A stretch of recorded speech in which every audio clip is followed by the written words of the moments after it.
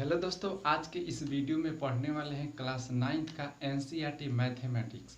मैं प्रत्येक दिन वीडियो डालूंगा, प्रत्येक चैप्टर का सोल्यूशन डालूंगा दोस्तों, हल कर कर विस्तार से डालूंगा। देख सकते हैं एनसीईआरटी है क्लास 9th का, थ्योरी के साथ डालूंगा क्योंकि मैंने एक पार्ट का थ्योरी पढ़ा रखा है, इसलिए मैंने इसका आज मैं प्रश्न करा रहा हूँ बारीकी से। देखिए दोस्तों, प्रश्नावली 1.1 एनसीईआरटी क्लास 9th का है। पहला नंबर क्वेश्चन क्या है, देखिए समझिए गौर से और विस्तार से समझिएगा।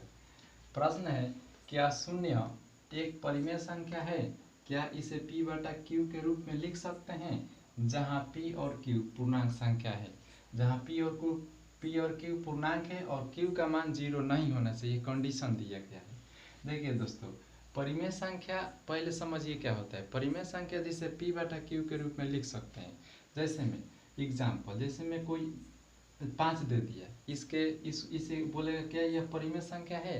तो बोल सकते हैं कि यह परिमेय संख्या है क्योंकि इसके नीचे आप 1 मान सकते हैं, तो p बटा q के रूप में हो गया। उसी प्रकार यह यहाँ पर संख्या एक दर्शा दिया गया है कि क्या शून्य परिमेय संख्या है। तो आप इसे जरा गौर कीजिएगा, कल्पना कीजिएगा कैसे होगा। देखिए मान लीजिए यहाँ पर हल में लिख रहा हूँ कि यहाँ पर मैंने शून्य दे दिया, शून्य के नीचे अर्थात हर में आप दे सकते हैं 1। तो बोलिए जब 0/1 होता है तो क्या यह p बटा q के फॉर्म में नहीं हो गया? 0/1 मतलब p बटा q, और जब p बटा q हो गया तो क्या आप उसे परिमेय संख्या नहीं बोल सकते हैं? जरूर बोल सकते हैं। आप 0/2 भी बोल सकते हैं, 0/3 भी बोल सकते हैं, और 0 समथिंग अर्थात 0 उसका मान होता है। तो आप बोल सकते हैं कि 0 एक परिमेय संख्या है और इसे परिमेय संख्या के रूप में लिख सकते हैं, इसलिए कि 0 एक परिमेय संख्या है कह सकते हैं। क्योंकि 0 बटा नीचे कुछ भी दे सकते हैं तो p बटा q के फॉर्म में हो जाएगा, और जब p बटा q के फॉर्म में हो जाएगा तो आप इसे परिमेय संख्या कह सकते हैं। तो इसे बोल सकते हैं कि शून्य क्या है? परिमेय संख्या है। शून्य परिमेय संख्या है, अर्थात कह रहा है कि पूर्णांक है और q का मान 0 नहीं होना चाहिए, अर्थात नीचे 0 नहीं होना चाहिए। तो यहाँ पर हमने नीचे तो कोई शून्य नहीं दिया है, तो हाँ शून्य क्या है? परिमेय संख्या है, अर्थात हाँ है। चलिए पहला नंबर क्वेश्चन था। दूसरा नंबर क्वेश्चन देखते हैं क्या कह रहा है, जरा गौर कीजिए।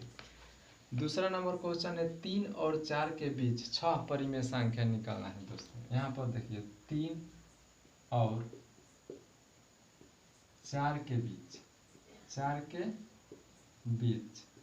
6 परिमेय संख्या, इसे समझिएगा गौर से। 6 परिमेय संख्या निकालना है, कैसे निकालेंगे देखिएगा जरा। संख्या निकालें, 6 परिमेय संख्या निकालना है। देखिए दोस्तों, परिमेय संख्या जब भी निकालना होता है तो उसके लिए आप एक सूत्र याद रखिएगा कि जब 2 गो भिन्न दिया रहेगा ना, जब 2 गो भिन्न दिया रहेगा या 2 संख्या भी दिया रहेगा तो वहाँ पर एक सूत्र लगता है a + b बटा 2। कब लगता है? जब आपको बोल दे परिमेय संख्या निकालने के लिए 1 2 3 कुछ भी, तो सूत्र हमने बताया कि a + b बटा 2, ये आपका परिमेय संख्या निकालने के लिए सूत्र होता है, एक फार्मूला होता है। ठीक है दोस्तों, फार्मूला होता है। तो जिसमें a का मान पहला होता है और b का मान दूसरा होता है।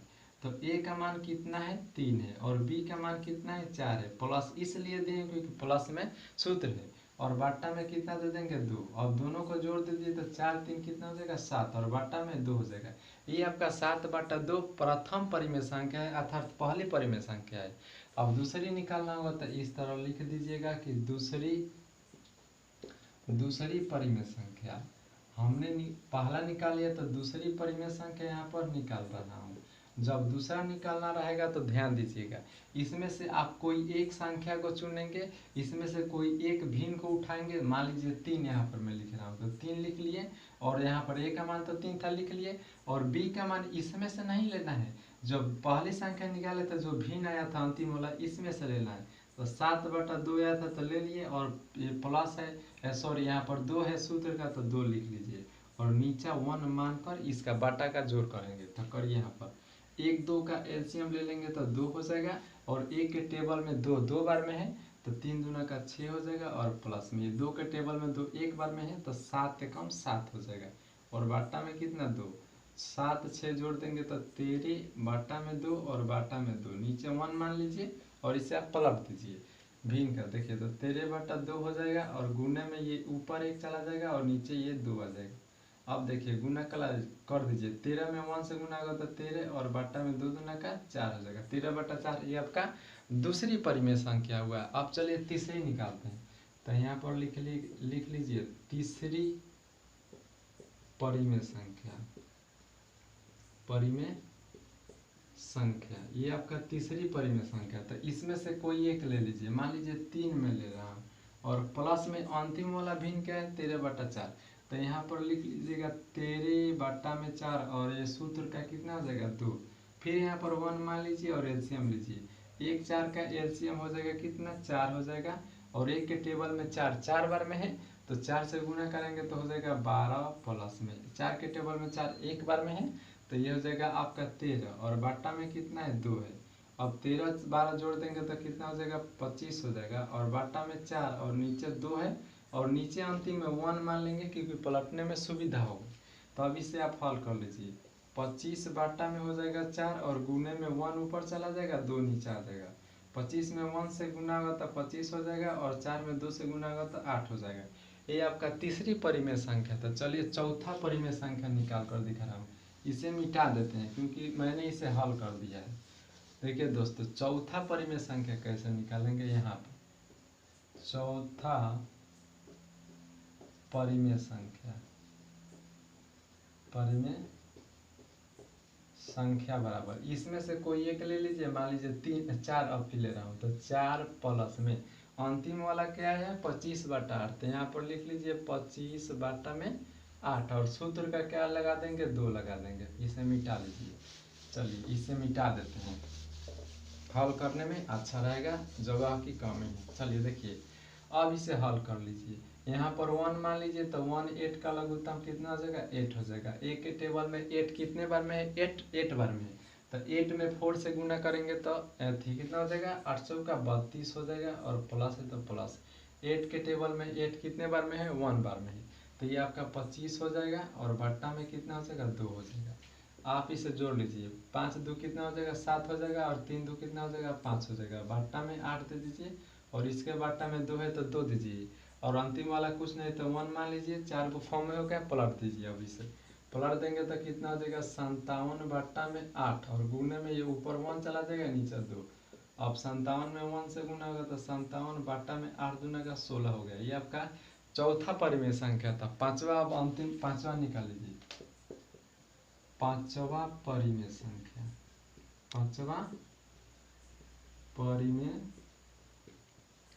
संख्या बराबर, फिर उसमें से कोई एक ले लीजिए, मान लीजिए 4 में ले रहा हूँ तो 4 प्लस अंतिम क्या है 57/16 और सूत्र का 2 ले लीजिए। और फिर यहाँ पर 1 मान लीजिए और लघुत्तम लीजिए। 1 16 का लघुत्तम कितना हो जाएगा 16 हो जाएगा। तो 1 के टेबल में 16 बार में है तो 16 चौका 64 प्लस ये 1 बार में है तो 57 ही हो जाएगा और बाटा में 2 लिख लीजिए। 7 4 कितना हो जाएगा 11 और 6 5 11 1 कितना हो जाएगा 12। 121 बट्टा में 16 और बट्टा में 2 नीचे 1 मान सकते हैं, पलटने में दिक्कत नहीं होगा। देखिए आप 121 बट्टा में 16 और गुना में 1 बट्टा में 2 हो जाएगा। अब इसे गुना करा लीजिए, 2 से नहीं कटेगा तो 121 में 1 से गुना 121 बट्टा में 16 दूना का 32 हो गया। ये आपका पांचवा परिमेय संख्या था। इसी प्रकार से आप छठा भी निकाल सकते हैं, मैं उम्मीद कर सकता हूँ कि निकाल सकते हैं। चलिए तो इसलिए मैं दूसरा नंबर प्रश्न सॉल्व कर दिया, तीसरे नंबर प्रश्न पर चलते हैं, इसे मिटा देते हैं। चलिए तीसरा नंबर प्रश्न क्या कहता है उसे देख लीजिए। तीसरा नंबर प्रश्न में भी बोल रहा है आपको परिमेय संख्या निकालने के लिए, फिर भी मैंने एक निकाल कर दिखा रहा हूँ। बाटा वाला है 3/5 और 4/5 के बीच 5 परिमेय संख्या निकालना है। 3/5 दिया है, प्रश्न में क्या दिया है 3/5 और 4/5 के बीच 5 के बीच 5 परिमेय संख्या निकालना है। 5 परिमेय संख्या निकालना है, यही ना निकालना है, जरा गौर कीजिएगा। यहाँ पर देखिए a का मान 3/5 है और b का मान 4/5 है। तो परिमेय संख्या निकालने के लिए सूत्र होता है a + b/2। तो यहाँ पर देखिए सूत्र हमने बताया a + b/2। तो a का मान कितना है 3/5 और b का मान कितना है 4/5 और सूत्र का कितना हो जाएगा 2 हो जाएगा। अब 5 का एलसीएम 5 हो जाएगा, तो एक बार में है तो वही हो जाएगा, ये भी एक बार में है तो वही हो जाएगा और बट्टा में 2 दे दीजिए। 4 3 कितना हो जाएगा 7 और बट्टा में 5 और बट्टा में 2, नीचे 1 मान लीजिए, पलटने में सुविधा होगा। अब देखिए इसे हल कीजिए, 7/5 गुने में 1/2, अब इसे गुना करिए 7 में 1 से गुना 7 और 5 दूना का 10 हो जाएगा। ये आपका प्रथम परिमेय संख्या था। चलिए दूसरी परिमेय संख्या निकालते हैं। तो जब निकालना होगा दूसरा तो लिख लीजिएगा दूसरी परिमेय संख्या।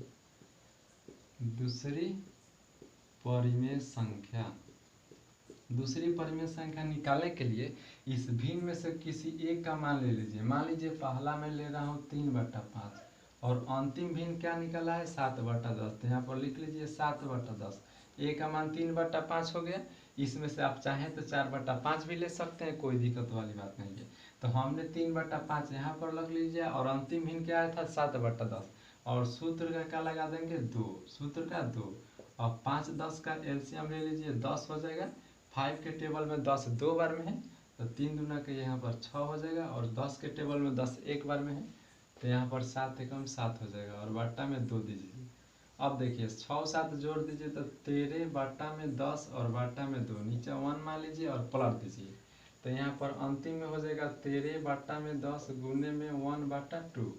अब 13 में 1 से गुना होगा तो 13 और 10 दूना का 20 हो जाएगा। ये आपका दूसरी परिमेय संख्या था। चलिए एक और निकाल कर दिखा रहा हूँ तीसरी परिमेय संख्या। तीसरी परिमेय संख्या यहाँ पर लिख लीजिए तीसरी परिमेय संख्या।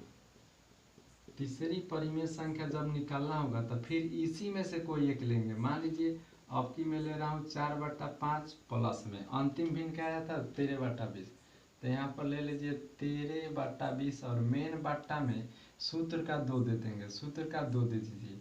अब इसे हल कीजिए, 5 20 का एलसीएम हो जाएगा 20 हो जाएगा। 5 के टेबल में 20 है 4 बार में है तो 4 में 4 से मल्टीप्लाई 16 प्लस एक बार में है तो 13 और बट्टा में 2 है तो 2 दीजिए।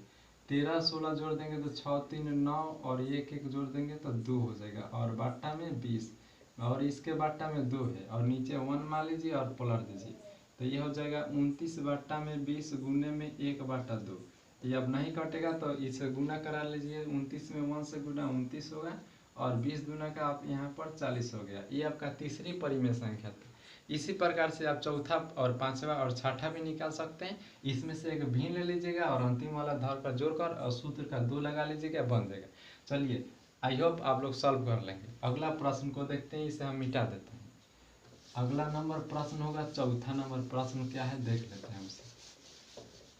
चौथा नंबर प्रश्न देखिए क्या कह रहा है, उसे सॉल्व कीजिए बहुत अच्छा से। चौथा नंबर प्रश्न क्या रहा है, सत्य और असत्य बताना है। चौथा नंबर प्रश्न में सत्य और असत्य बताना है, यही चुनना है आपको।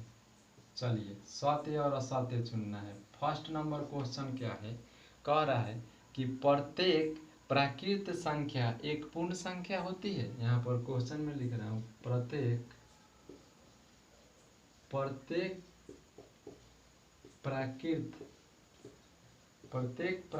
संख्या पूर्ण संख्या होती है। इसे जरा समझिएगा, पूर्ण संख्या होती है। प्रत्येक प्राकृत संख्या पूर्ण संख्या होती है, जरा गौर कीजिएगा। यहाँ पर प्राकृत संख्या और पूर्ण संख्या की बात की गई है। यहाँ पर जरा ध्यान दीजिएगा, प्राकृत संख्या आपका स्टार्ट होता है 1 2 3 4 से और पूर्ण संख्या स्टार्ट होता है आपका 0 1 2 3 से, यही ना स्टार्ट होता है। तो देखिए प्राकृत संख्या में जरा गौर कीजिएगा, प्राकृत संख्या में 1 2 3 है और पूर्ण संख्या में केवल 0 जुड़ गया है, मगर तो वही ना है। यहाँ पर पूर्ण संख्या में केवल 0 को शामिल किया गया है, बाकी तो ये प्राकृत न है। तो प्रत्येक प्राकृत संख्या पूर्ण संख्या हो सकती है। तो देखिए दोस्तों, प्रत्येक प्राकृत, ये प्राकृत है ना, तो यहाँ पर प्राकृत है नहीं, क्या पूर्ण हो सकती है? हाँ हो सकती है, क्योंकि यहाँ पर प्राकृत संख्या को सम्मिलित किया गया है, जुड़ा गया है। तो कह सकते हैं कि प्रत्येक प्राकृत संख्या पूर्ण संख्या हो सकती है। क्योंकि यहाँ पर 1 2 3 4 5 इस प्रकार से यहाँ से आपका प्राकृत को दिखाया गया है केवल शून्य को छोड़कर। तो यहाँ पर प्राकृत शामिल नहीं है, क्योंकि प्राकृत 1 से स्टार्ट होता है, तो यहाँ पर भी तो 1 से स्टार्ट किया गया है और केवल 0 न जोड़ा गया है। तो इसके पहले इसको तोड़ कर देखिएगा तो प्राकृत दिख रहा है। तो यही पूछ रहा है कि क्या प्राकृत पूर्ण हो सकता है, तो कह सकते हैं हो सकता है, क्योंकि इसके एग्जाम्पल में 1 2 3 4 आ रहा है, तो कह सकते हैं सत्य है। सत्य लिख सकते हैं इसका आंसर सत्य। चलिए दूसरा नंबर प्रश्न देखते हैं, ये आपका हो गया। दूसरा नंबर प्रश्न क्या कर रहा है, कह रहा है कि प्रत्येक पूर्णांक एक पूर्ण संख्या होती है। यहाँ पर देखिए प्रत्येक पूर्णांक एक पूर्ण संख्या होती है। पूर्ण संख्या होती है, पूछ रहा है क्वेश्चन कि प्रत्येक पूर्णांक एक पूर्ण संख्या हो सकती है।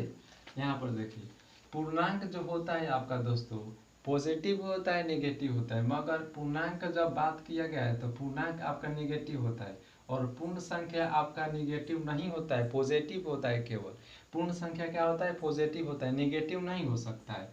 तो यहाँ पर एग्जाम्पल की जब बात किया जाए तो यहाँ पर देखिए ये आपका 2 पूर्ण संख्या हो सकता है, क्योंकि पूर्ण संख्या में 2 शामिल है, मगर पूर्णांक भी नेगेटिव में होता है। पूर्णांक क्या होता है, नेगेटिव में होता है। तो क्या पूर्णांक के प्रत्येक पूर्णांक एक पूर्ण हो सकता है। तो पूर्ण संख्या के तो एग्जाम्पल यहाँ पर मैंने 2 ले लिया, मगर यहाँ पर माइनस लगा लिया तो ये पूर्ण, अब ये आपका पूर्ण नहीं रहा क्योंकि इसके आगे माइनस आ गया। तो इसे आप नहीं बोल सकते हैं कि ये आपका पूर्ण नहीं है, क्योंकि इसके आगे क्या आ गया, माइनस आ गया। यही माइनस आप हटा देंगे तो ये पूर्ण है, मगर पूर्णांक के लिए माइनस दे देंगे तो ये आपका पूर्ण नहीं है। अर्थात क्वेश्चन ये आपका गलत है, असत्य है। इसे आप असत्य कह सकते हैं, असत्य है इसलिए क्योंकि इसके आगे माइनस आ गया। जब माइनस आ गया तो ये आपका पूर्ण नहीं रहा, इसलिए आप इसे असत्य बोल देंगे। चलिए तीसरा नंबर प्रश्न को देखते हैं क्या कह रहा है। तीसरा नंबर प्रश्न क्या है कि प्रत्येक परिमेय संख्या एक पूर्ण संख्या होती है। प्रत्येक परिमेय संख्या एक पूर्ण संख्या होती है। इसे यहाँ पर लिख कर दिखा रहा हूँ, यहाँ पर -2 दे देते हैं। क्या प्रत्येक परिमेय संख्या